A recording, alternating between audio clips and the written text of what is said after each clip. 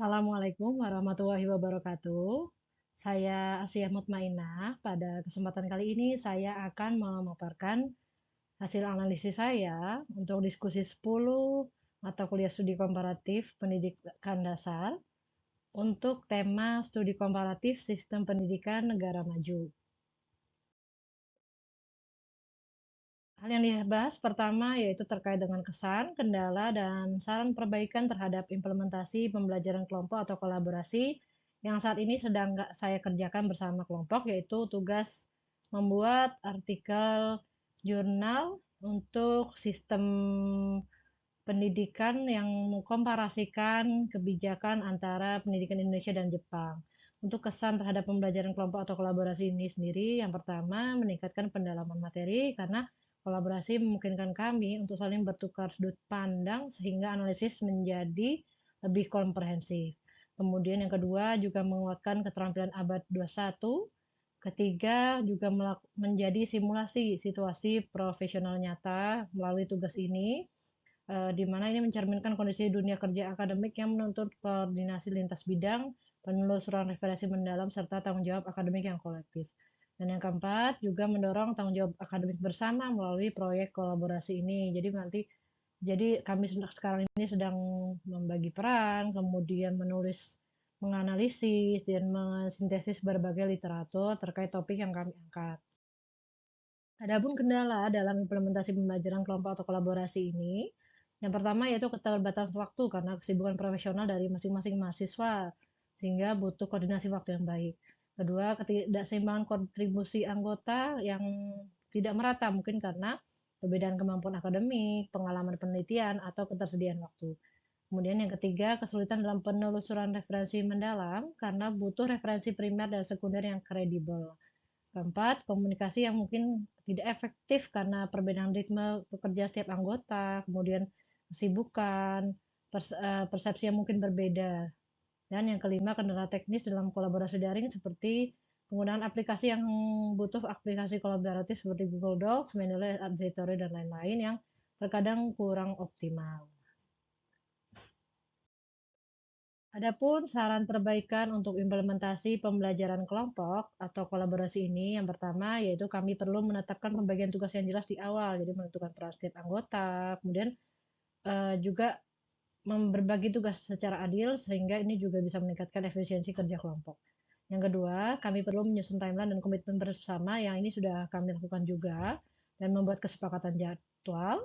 Yang ketiga, menguatkan literasi digital dan riset untuk mendukung penyusunan tugas kelompok ini. Yang keempat, memanfaatkan teknologi kolaboratif secara optimal, seperti misalnya menggunakan platform kolaborasi. Saat ini kami sudah menggunakan platform kolaborasi yaitu Google Drive dan juga Google Docs.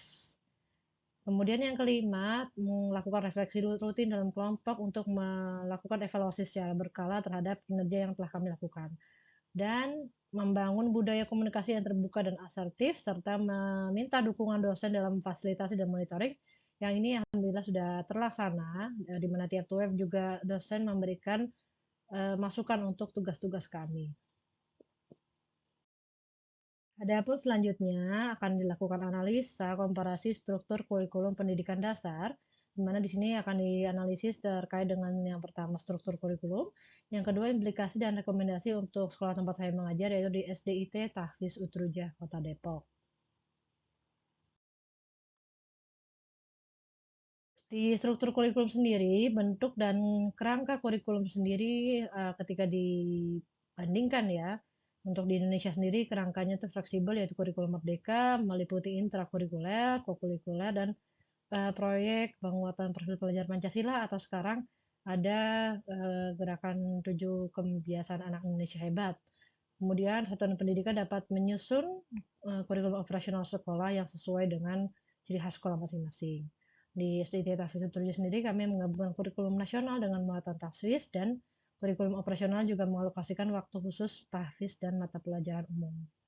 Untuk di Finlandia sendiri berdasarkan artikel yang menjadi rujukan, disebutkan bahwa kurikulum nasional ini bertipe Single National Framework yang memberi otonomi lokal pada sekolah untuk memilih prioritas dan menekankan kesetaraan serta problem solving dengan struktur 9 tahun SD, dasar yang komprehensif ya.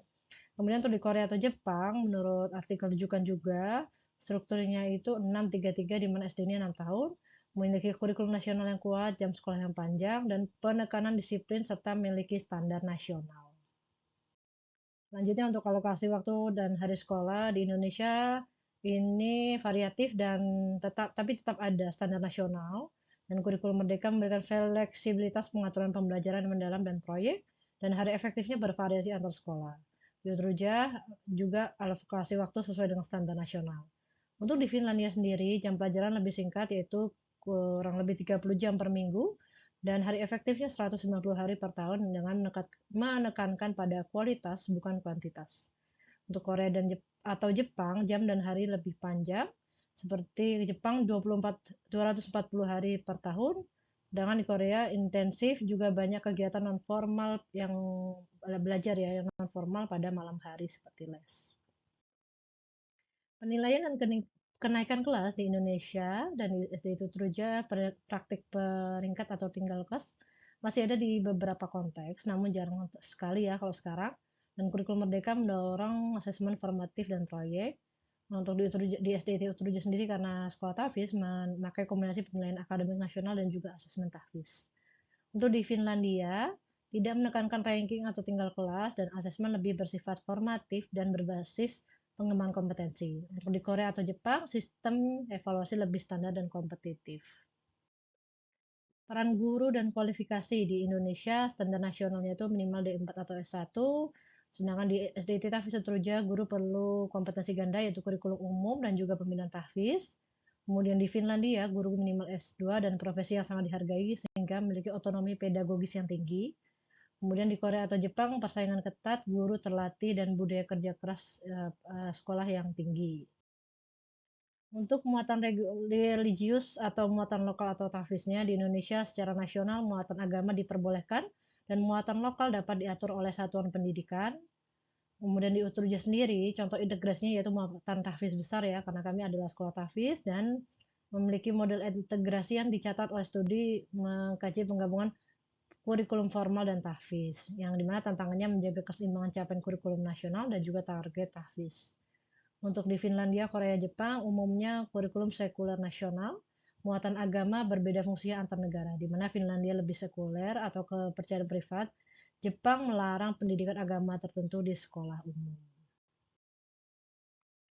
Untuk fleksibilitas dan otonomi sekolah, Indonesia memiliki kurikulum merdeka yang memberikan otonomi tinggi pada sekolah untuk menyesuaikan muatan lokal dan metodenya. Untuk di SDIT Tahfiz Utruja dapat memanfaatkan kebijakan ini untuk membuat kurikulum operasional yang mengakomodasi tahfiz dan capaian nasional.